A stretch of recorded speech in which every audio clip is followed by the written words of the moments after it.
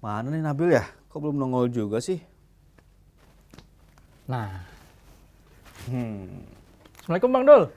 Gimana nih Waalaikumsalam kabarnya? Bil. Gimana? Baik, baik, baik, baik. Gimana nih Widih, Bil?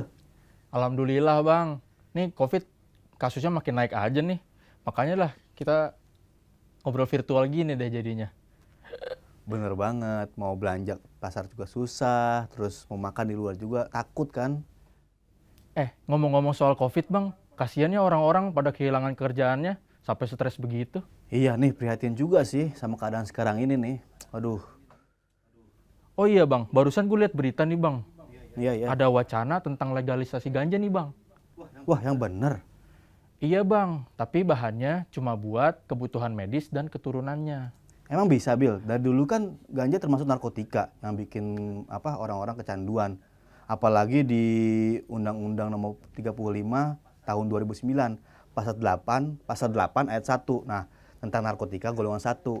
Ganja tidak boleh digunakan untuk kebutuhan medis. Tapi nih Bang, kalau ganja Gitu. dimanfaatin secara tepat untuk kebutuhan medis, bukan hanya petani ganjanya aja Bang yang untung. Tapi negara juga bisa untung Bang dari hasil ekspornya. Gua nggak setuju Bil. Sekarang aja banyak nih masyarakat gunain ganja secara berlebihan dan sembarangan. Gitu. Jadi gimana kalau legal? Lebih parah lagi kan bisa jadinya. Tapi kan Bang, kalau dilegalin untuk medis, berarti itu nggak dijual bebas Bang, dan nggak dipakai sembarangan juga. Yakin lu nggak dijual bebas tuh dan nggak dipakai sembarangan? Yakin Bang?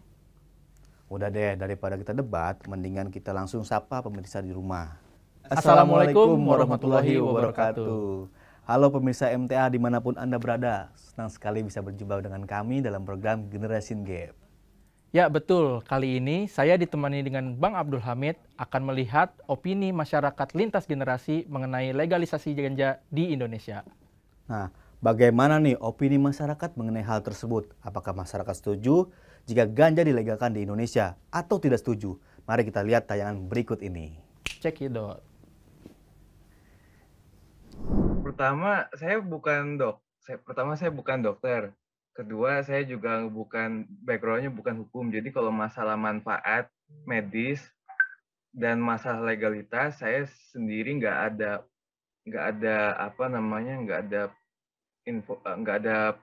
pendapat yang terinformasi gitu.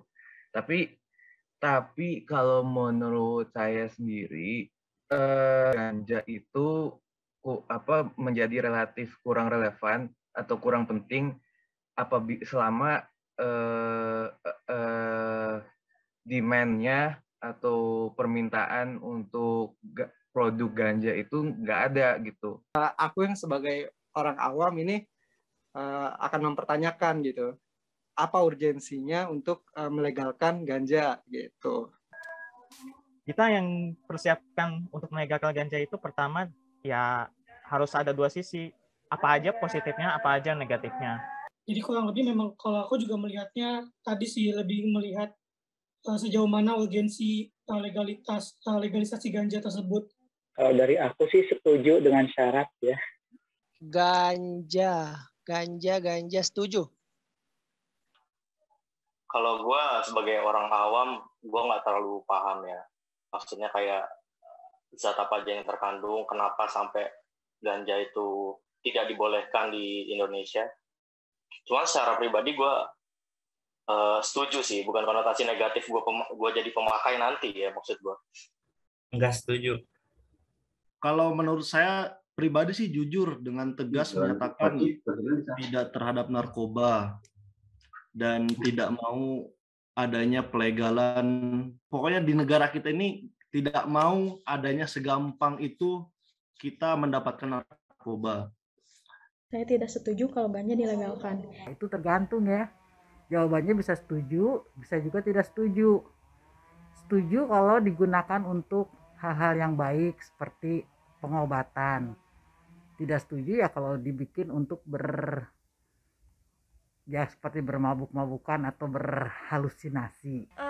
Nggak setuju ya. Kalau menurut gua sih kalau ganja itu dilegalkan apa tidak, menurut gua sih boleh dilegalkan. Ya ternyata macam-macam ya Bang, ada yang setuju, ada juga yang enggak. Tapi Bill, kita pengen tahu juga nih alasan mereka setuju atau enggaknya. Oke, kita lihat aja tayangan selanjutnya. Cekidot. Saya belum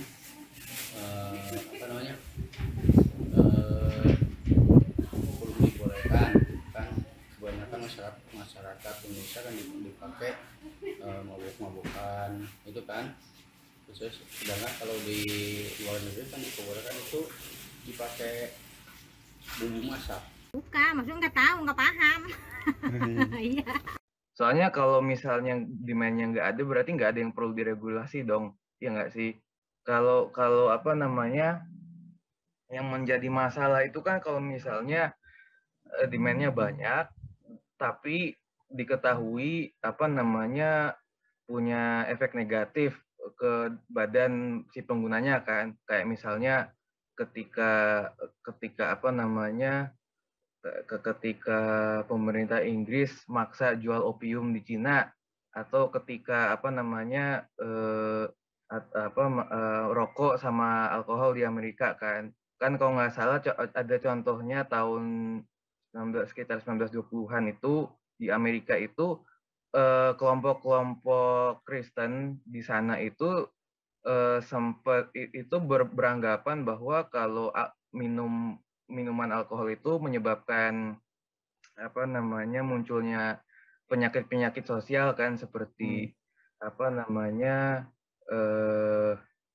kekerasan dalam rumah tangga, terus praktek korupsi pemerintahnya dan selain sebagainya kan. Kalaupun dibikin ilegal, dilarang gitu juga apa namanya bukan solusi jangka panjang juga gitu kelihatannya gitu kalau dilihat dari contoh ya gitu. Untuk sampai dengan melegalkan itu harus dipertimbangkan juga dengan matang sisi negatif dan positifnya gitu kan. Sisi negatifnya misalnya apakah ganja ini benar memabukkan, atau jika dikonsumsi secara terus-menerus bisa merusak organ gitu, atau apa yang udah jelas itu kayak kecanduan ya kan, itu apakah ada sisi negatif itu. Kemudian di-compare dengan sisi positifnya, sisi positif secara ekonominya, terus kemudian secara medikalnya kayak gimana. Ini ngomongin secara makro ya, bukan secara mikro. Artinya apakah dengan dilegalkan akan meningkatkan tingkat ekonomi secara nasional gitu, atau dalam tingkat yang lebih kecil lagi. Karena kan pemerintahan Indonesia tuh harus memperlakukan dengan yang matang, seperti itu. Harus dilihat dulu kan manfaat dan dampak positif dan juga negatif dari si ganja itu sendiri gitu. Apalagi tantangannya mungkin ya kalau misalkan mau dilegalkan, mungkin apa namanya pengawasannya akan sangat menantang, nggak bisa dibilang kan. Karena kalau tadi saya juga sempat baca-baca dikit juga di negara-negara yang sudah melegalkan ganja, memang itu kebanyakan aturannya itu termasuk ketat gitu. Jadi yang kayak misalkan tiap individu tuh boleh cuman ada batasan berapa gram gitu kepemilikannya. Kemudian tadi di negara Kolombia kalau nggak salah saya baca di sana tuh kalau orang ingin memiliki ganja boleh nanam sendiri, cuman harus ngelaporin ke negara dulu memperoleh izin dan sebagainya. Jadi memang ya selain tadi melihat urgensinya, bakalan perlu juga melihat sejauh mana dampak positifnya dibandingkan sama cost-nya juga mungkin ya. Jadi kalau misalkan itu dilegalkan, kira-kira cost yang harus dikeluarkan untuk sebagai dampak lanjutan dari pelegalan tersebut juga apakah apa namanya worth it begitu ya, mungkin dengan dampak atau manfaat yang bisa diperoleh dari mengkonsumsi ganja itu sendiri. Karena dengan syarat berarti kan kalau kita landasan hukumnya kan yang masuknya ke narkotika kemudian dihukum. Cuma kalau misalkan kita lihat lagi karena landasan dari itu orang yang menggunakan ganja atau misalnya narkotika itu dianggap sebagai suatu penyimpangan sosial sehingga harus dihukum. Sementara orang tidak lupa bahwa alasan orang menggunakan ganja atau narkotika itu sebenarnya ada masalah-masalah yang berhubungan dengan psikologi seseorang gitu. Jadi perlu dipertimbangkan kembali gitu. Jadi emang misalkan emang kita mengikuti, perlu didampingi dengan landasan-landasan pemikiran dan juga landasan medis gitu ya yang mendukung adanya itu. Itu berarti kan kita juga sudah artinya perlu mempersiapkan juga gitu ya manajemen dampak dari dilegalkannya tersebut. Artinya kita membangun kembali hubungan yang lebih baik gitu ya dengan ganja terutama gitu. Jadi ganja tersebut memang dalam apa namanya, kalau aku lihat hubungannya dengan trauma itu adalah sebagai suatu relief gitu ya dari trauma-trauma yang dimiliki seseorang gitu, dan mungkin bisa jadi suatu langkah untuk orang supaya bisa kembali produktif. Jadi memang perlu kita juga mengetahui dan memahami bagaimana penggunaan yang dan juga faktor yang mendorong ke rehabilitasi ketika misalkan penggunaannya itu tidak dapat dikendalikan dan menjadi adiksi. Jadi kan ada penggunaan sehat dan penggunaan yang adiktif yang menurutku itu perlu untuk direhabilitasi gitu ya.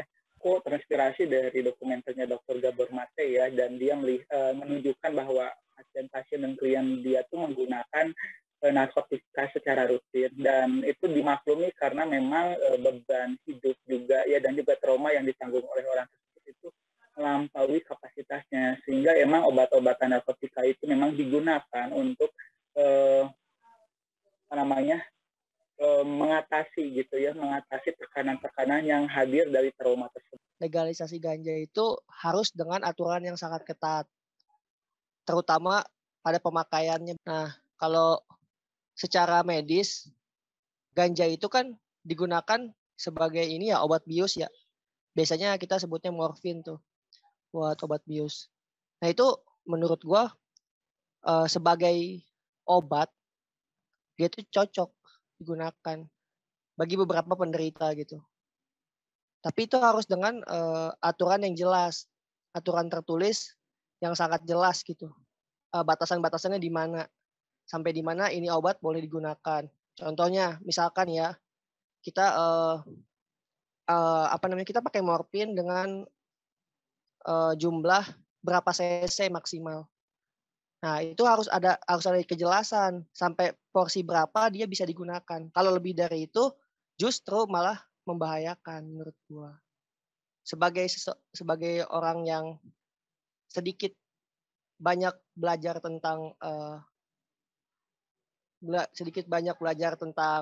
bahan aditif, menurut gua ganja itu lebih banyak manfaatnya ketimbang mudaratnya. Di Indonesia itu ganja masih disalahgunakan, belum dimanfaatkan dan diolah dengan sebaik-baiknya untuk kepentingan yang lebih baik. Menurut saya kalau dipergunakan dengan baik, saya setuju ilegal. Kalau nggak dipergunakan dengan baik, ilegal. Karena kalau dipergunakan dengan baik bisa diperuntukkan untuk dibuat kesehatan. Kalau dipergunakan tidak dengan baik, bakalan kecanduan nantinya dan tidak baik di tubuh kita gitu.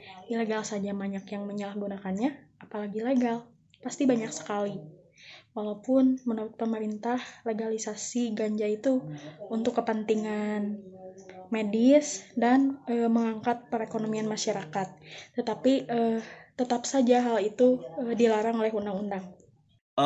Perlu kita ketahui sih bahwa tanaman yang tumbuh di daerah Aceh ini dia mengandung lebih dari 500 zat kimia.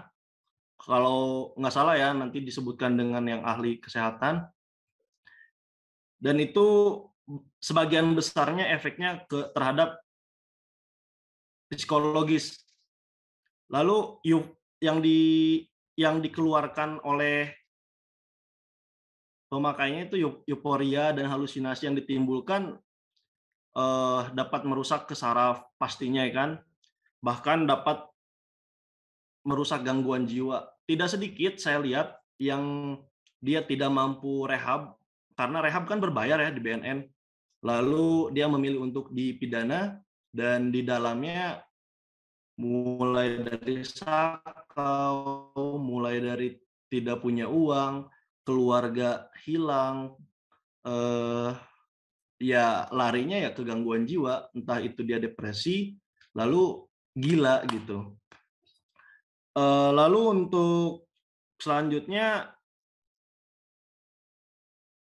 dia kan lebih ketergantungan terhadap fisik dan psikologis. Sementara menurut Undang-Undang Narkotika juga, yang paling awal tuh pasal 1 ayat 1, ya memang dia zat buatan atau yang berasal dari tanaman, semuanya dari tanaman gitu, memberikan efek yang halusinasi, terus tidak diperkenankan untuk digunakan untuk berlebihan. Dan kalau di negara kita ya, di DPR RI juga itu sangat pasti mendapatkan atau berhadapan dengan hukum. Orang-orang Indonesia kan dikenal dengan kayak kesopanannya, santunnya. Itu tidak ada orang yang memakai narkoba, sopan-sopannya itu nggak ada. Nggak ada itu. Itu sih lebih merusaknya tidak ke satu faktor aja, jadi ke seluruh kalangan, lalu ke seluruh objek-objek seperti pendidikan, kesehatan apalagi, lalu kebudayaan Indonesia makin hancur, lalu nanti estafet kepemimpinan kita tidak bisa dialihkan, lalu nanti anak-anak kita tidak bisa tumbuh kembang dengan baik. Itu sih. Lalu dilihat dari cita-cita Indonesia terhadap anak-anak bangsa, ya bisa melanjutkan estafet kepemimpinannya itu. Kalau anak-anaknya sudah pada hancur, nanti kalau kita sudah nggak ada, ya masa depan Indonesia nggak ada. Itu aja sih kalau menurut saya, kalau misalkan diadakan di Indonesia itu sangat tidak setuju. Cuman kalau dilihat kan zat, yang gue tahu ya, kalau gue jawabnya dari yang gue tahu, kan kayak zat penenang ya. Semua juga kalau dibilang bisa berbahaya, semua berbahaya. Istilahnya TM aja kalau kebanyakan kan bisa mabuk juga. Padahal obat sakit gigi itu. Ya, kalau menurut gue setuju sih. Cuman ya sesuai kadarnya. Jadi kalaupun misalkan kan gak bakal dijual bebas nih, pasti kayak di apotik, lebih ditinjau di situnya sih. Jadi tempat penjualannya di mana. Terus ada, kalau bisa resep dokter, harus dokter. Itu aja sih kalau dari gue. Cuman kalau setuju atau tidak, gue setuju.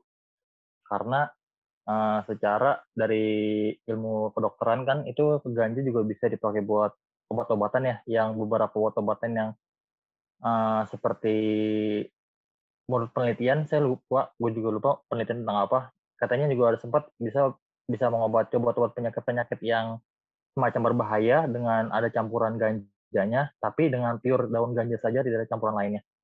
Menurut saya itu sangat bagus ya untuk dilegalkan ganja, karena itu bisa mengobati pasien-pasien yang menderita penyakit-penyakit yang lain. Dan tentu saja menurut saya juga itu tidak harus diperjualbelikan secara bebas, karena untuk ganja sendiri itu harusnya untuk yang ingin memakai atau yang membeli itu harus mempunyai lisensi menurut saya, seperti kayak lisensi kedokteran kah, atau orang-orang farmasi yang lulusan sana.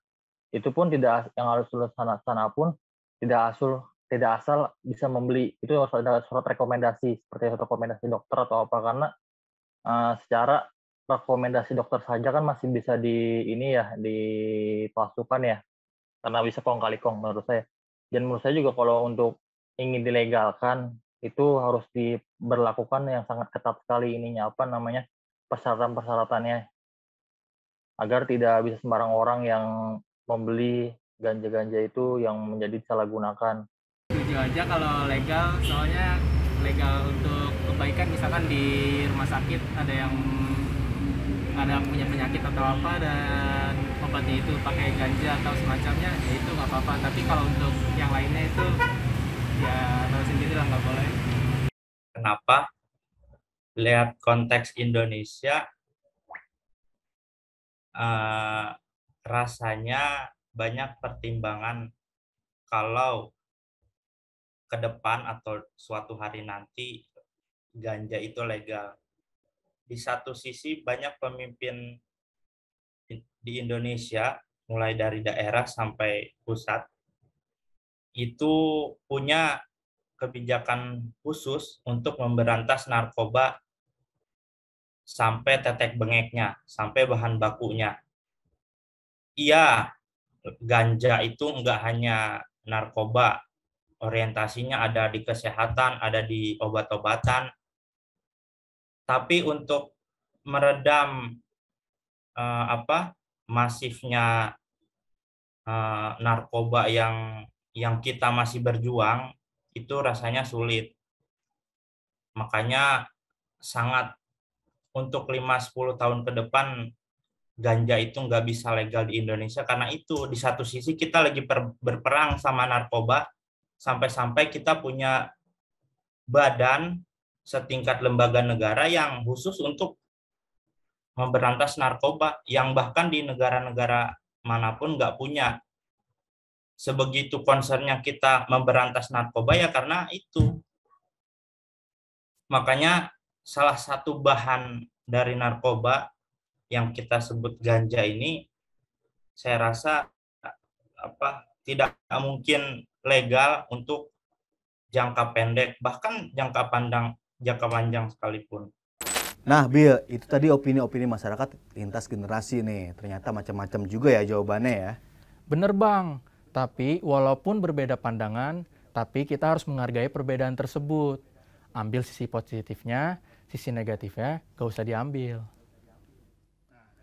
Nah, dan semoga pemerintah juga bisa tegas nih dalam menyikapi permasalahan ganja di Indonesia ini ya.